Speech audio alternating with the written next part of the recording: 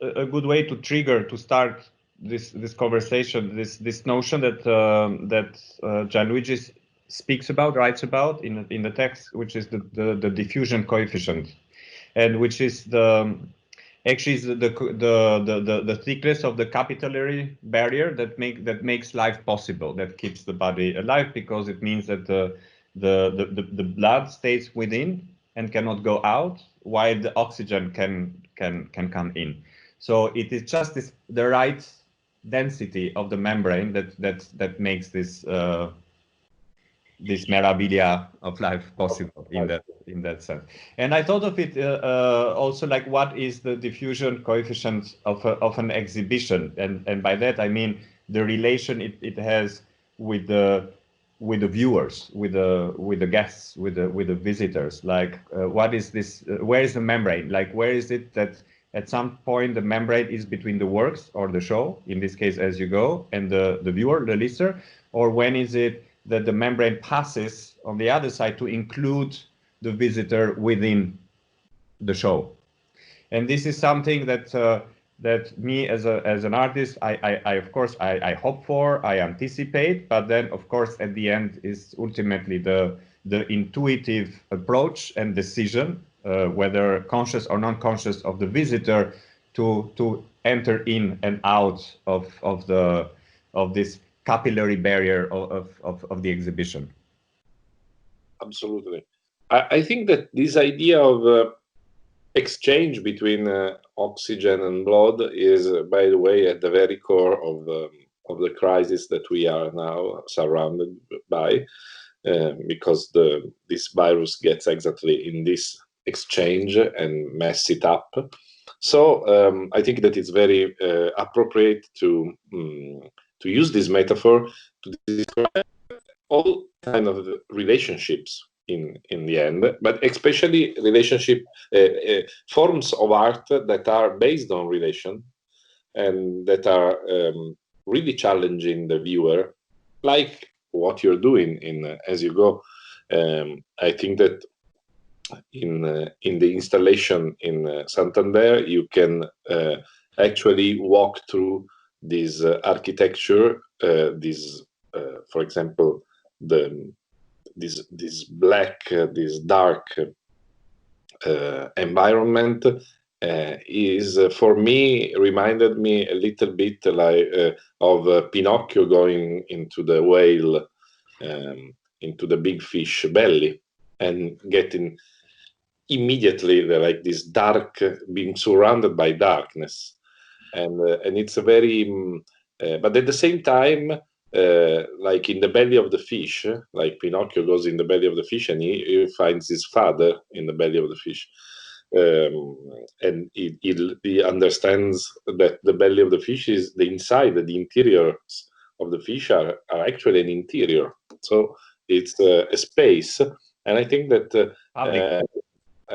I really love when art creates or triggers the idea of space, because I think that we have a geographical imagination. That's why we are so stressed in situation of captivity, because as Bruce Chatwin said, our entire civilization process is defined by walking. So walking in space defines the creation and the flow of thoughts. So I think that in your As You Go, in the different installation that I saw, because I saw it in Torino, in Rivoli, I saw it in Santander, and I saw many pictures of. I think that all these have in common this experience of creating ideas by the movement of the body into space, and this membrane is very meaningful. But this idea of movement, I think, is really important indeed, because you go through these various stages. I was quite fascinated once. I was with somebody who's more with a background in music, and she decided to sit down and listen to the entire performance. She didn't move, and then she realized that the sound was moving with the image. And all of a sudden she said, so there is more than one way to listen to this.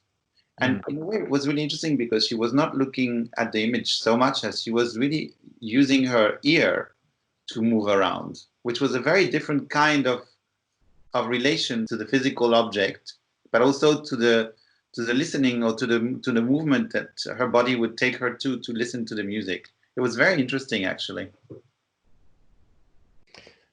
I think there is also in this what could be the inside as you go, the idea of the capillary barrier, meaning and if one would think in terms of oxygen and the blood, in the sense that the first one is the one we share, and the second one is the one that, well, one could say that we share as humanity, but also it's also what gives the particularity, it's what people often relate to the equivalent of the roots or belonging or common blood, and all these notions, and the drama that it comes with it, and somehow the idea of being as you go, to be in the move, to be it's I think this is what takes away the sort of the unnecessary narrative. Even if each of the works has its own narrative, but the fact that they keep on moving, it's as if the movement brings more oxygen and reduces the blood or what is in the narrative of each work. So and in that sense, it's like as if the singular artworks, they stop being possessive towards space, because often when one thinks of an exhibition and how artworks are placed, there is a certain possessivity in the sense that a work does not want to leave you for another work. And eventually you do, like as a viewer, as a visitor. And I think to me, it's very important in as you go, this idea of a work not persisting, not being possessive towards the visitor. Now, it's true that this is where these notions of past, present, and future sort of mingle together, because while you are leaving the work, you are arriving to the same work in another place in the space. So the work is still there. I think you're still in this continuous relation with the work, but somehow the sense of possessivity of space has been diluted or cancelled. And this brings us to the idea of public space in a way, no, where there is no. And do you see, for instance, I mean, you've created, we were talking about membranes. I think that the external screens, if you will, also function as membranes. They create this interspace between the images, and they also create this sense of a perceptual shift, if you will, with regards to the movement of the image and your body in relation to the movement of the image, I would say. Mm-hmm. Yeah, I think it also produces a double choreography, because I think the works, because they are about performance, therefore choreography is part of their DNA. Because as a composer writes music, indirectly he's writing choreography, whether it's the choreography of the hands on a keyboard, etc. In this case, in the case of Even on Eve, there is also the unsuspected choreography of the snail. So and then you have the choreography of the visitors, of the viewers, the way how they go along as you go, or how they decide to sit for a moment and let it pass by, or sometimes they could even go counter to the flow. Which is something that I really like, because it's, as you said, this unpossessivity, like the fact that this is a machine in a way, like an entity, not a machine, an entity that is not trying to define or possess time, or your time, or your body in time. This is very important to me. It's a very important notion. Because there's no indication of timing in the exhibition, but this is very interesting, because if you think about the fact that when you think about video, you think about time-based art, no? And in this case, it's maybe time-based because it requires time, but it requires time like anything that we do in life. There is no indication of time. There's no tempo. There's the tempo of the moving images, but there's no tempo that dictates you. I have to sit and watch for a certain amount of time. And also the visitor, the viewer can by continuously choosing his or her own view, perspective, placement, it can somehow reduce or multiply the sense of time as it catches up with the instance of a film which is ahead or lags behind to be caught up by the instance of a film which is coming from behind, from later. So I think this produces also this multiplication of time, but of course not of time as it is of the based on a clock, but of perceived time. Yeah, I think that in the end, this liberation of time is one of the ultimate goals of each artworks in terms of aesthetics theory. I think that if there is a goal to something that has no goal except per se, like the goal of art is self-justifying. But if we can want to see a scope, a metaphysical scope in art, it could be like this idea of breaking the narratives and the structures, the power structures of time that are pressuring, that are making pressure over bodies, over psyche, over memories. And I really think that feeling of liberation, feeling liberated, is something that really is you can feel it in this sense of movement, of flowing, like that. It's not by chance that the entire work is named As You Go, because it implies the fact that going along is the only thing that we are sure of, and in the end, not being trapped. There is a beautiful science fiction anthology of the 50s of the heroic science fiction that is called The Traps of Time, and that's basically it's all about, obviously, time travels. But I think that the traps of time are really something that we all experience, and I think that one of the most beautiful effects of walking through these installations was like being capable of auto-reverse, like the arrow, time's arrow.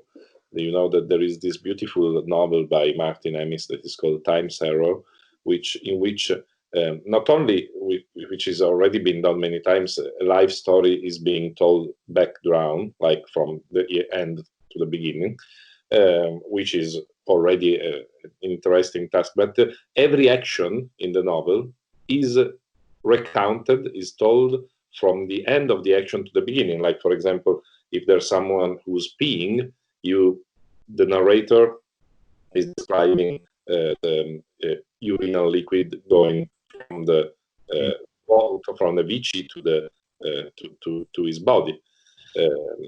And it's very interesting because it tells the story of a doctor that has been involved in the SS, of a Nazi doctor. And it's very interesting because this idea of of making actions going backward or if you want to reverse the arrow of time's arrow, this is it has a lot of ethical and moral references to it, because actually the trap of time is that we cannot change what we did in the past, but at the same time we are forced to live in the present, and at the same time we are obsessed by our idea of shaping the future. That's why I think that it's very appropriate to have this conversation now, in this sort of suspension that we all live, and it's a communal experience of most of the inhabitants of our planet. of human inhabitants, because actually the animals are experiencing a new freedom. Actually, there is also another aspect which joins what we're saying, that how the in a way as you go is like a sculptural manifestation of transience, of transitory moments, and I think this is what gives it that sort of volume, which encourages the walking, because of course it's made of images, of moving images, and images, a bit like painting, they have this inherent quality or vice that they command people to be in front of them. Yes, which is not the case of sculpture. In that sense, sculpture could be, I mean, poorly said, it's more democratic in the sense that you can continuously choose your point of view. So As You Go has that aspect of this sculpture aspect, that not only it does not want you to be in front of it, but it's constantly shifting its own presence, so that you have not you as a viewer, visitor, you have no other choice than either to live with it or to follow it or to go against it. And this is what the way how it brings together, how it undoes certain inherent qualities of image, such as frontality, in order to reinvest them in the idea of movement, in the idea that one cannot catch it all at once as a whole. And this is also where, As You Go, somehow, the way how it is, it goes against this idea of virtual reality, because on one side, it's true, I worked with virtual reality to be able to prepare the work, but on the other side, the work itself is all the contrary. It's its ideological enemy, in the sense that the viewer is not the center of the world, but it has to go around this world, which is like an ecosystem of sounds and images that inherently imply movement. One further, talking about virtual reality, because virtual reality dematerializes everything. And what happens here is that you are absolutely rematerializing the image and the sound. You're creating a three-dimensional object out of something which is usually two-dimensional. And you are, by this way, you were talking about democracy. I mean, this idea of, the sculpture being an object that you have to go around.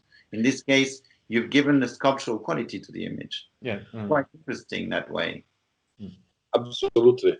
So basically, I was very captivated, very fascinated by this idea of the viewer not being at the center of this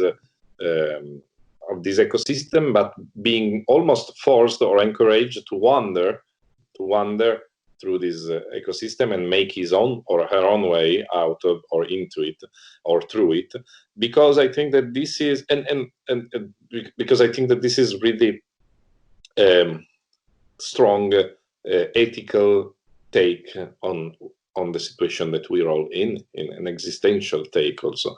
And obviously also political, as Benjamin said, but that's exactly the same kind of ecosystem or the same kind of relationship that we tried to build in the book, where you have a sort of spatialization of the three sectors, of the three different works, but also a spatialization of the text, and also the possibility to move backward and inward, in and out, and it's circular, but is also elliptic in a way. So we tried in a way to create a book that is a sort of narrative or a piece of prose that sounds a little bit like an exhibition. So what I'm trying to say is that in this book, Châteaux en Espagne, we tried to create a proper poltergeist or counterfeit or a sort of other version of the exhibition, of how you feel walking in the exhibition. Is not a comment, is not a narrative text, is not a critical text, but is actually a literary counterpart of the experience of As You Go. And I also like how very early in the book you speak of this notion of understudy, like that if like what would you say, a more normal publication, or text about work or exhibition are more like a study, and how this whole book functions a little bit more like an understudy, where ideas are all as much active, if not more, but it has this other quality, other patina. Is it not an epilogue in the end? It's a beautiful epilogue. Because I think, you know, it's interesting to me, the book, although it's been built at the same time than the show, and in fact it came to life at the same time than the show, it functions to me as a reflection on what is an exhibition. It's really about this, and it's, to me, to at this particular point in time, given what we're going through, we're all starting to think, what is an exhibition? You know, I mean, exhibitions are all closed right now, and everybody's putting content online to discuss the whole idea of the absence of the exhibition. And in a way, we're trying to rematerialize ideas that are contained in exhibitions without them. No? Yeah. That book already was premature in that sense, I would say. We could end our conversation saying that it was an understudy of possible exhibition, of what exhibition would be in the future. We could. I think like if this was a film and I would have been a director, that's where Johan says cut.